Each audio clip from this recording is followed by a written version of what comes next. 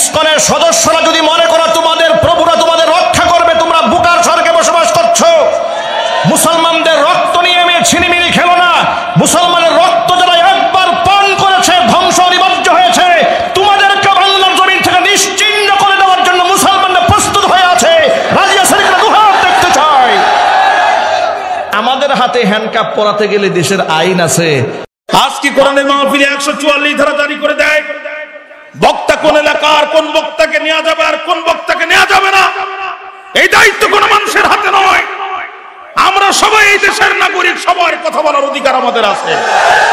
ঠুনকো অজুহাতে বক্তাকে যারা মঞ্চ থেকে নামায় দেয়, মাহফিলের পারমিশন নিয়ে যারা তালবাহানা করে, স্টেজ প্যান্ডেল তৈরি হওয়ার পরে কর্তৃপক্ষের লক্ষ লক্ষ টাকা খরচ করে হঠাৎ করে সে মাহফিল বন্ধ করে যারা স্টেজে আগুন জ্বালায় দেয়, যারা এই দেশের 1 নম্বর সিরিয়ালের আবুল আহাব, তারা 90% মুসলমানের দেশে আল্লাহর কোরআনের মাহফিলে 144 ধারা জারি করে যারা, আবু আহাবের ডান হাত যারা, আর পিছন দিক থেকে প্রশাসনিক ছত্র ছায়ায় সহযোগিতা করে যারা, আবুল আহাবের বাম হাত তারা।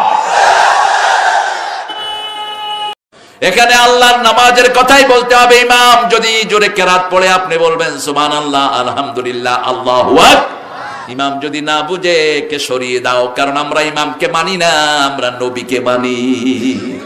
আমার নবী জোহরে জোরে পড়েন নাই, আমরা পড়তে পারবো? এক আমেরিকান আমাকে জিজ্ঞেস করেছে, why did you do the রুকু ওয়ান্স?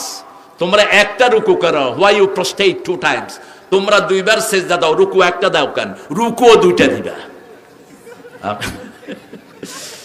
আমি বললাম, brother look, we follow one person, we only obey one almighty. এক আল্লাহকে মানি, এক নেতাকে মানি, ঠিক না ঠিক? আল্লাহর পরে জিনার স্থান, তিনার নাম কি? মুহাম্মদ সাল্লাল্লাহু মুহাম্মদ সাল্লাল্লাহু আলাইহি সাল্লাম একটা রুকু করেছেন, সারা পৃথিবীর ইমামরা কয়টা রুকু করবে? 2টা সেজদা দিয়েছেন, আমরা 2টা সেজদা দিয়ে যেইভাবে দিয়েছেন সেইভাবে আমরা দিয়ে, এগুলো কিতাবে আছে না নাই?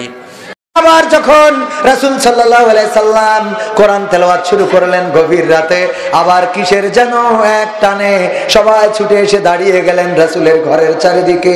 আবার কোরআন তেলাওয়াত শুনতে শুনতে যখন সকাল হয়ে গেল, ঈমানের পথে অবিচল থেকে আমার মরণ যেন হয়,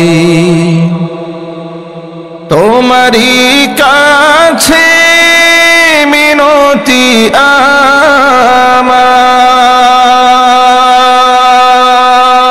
আমার, তোমারই কাছে মিনতি আমার, মহামহিম দয়াময়।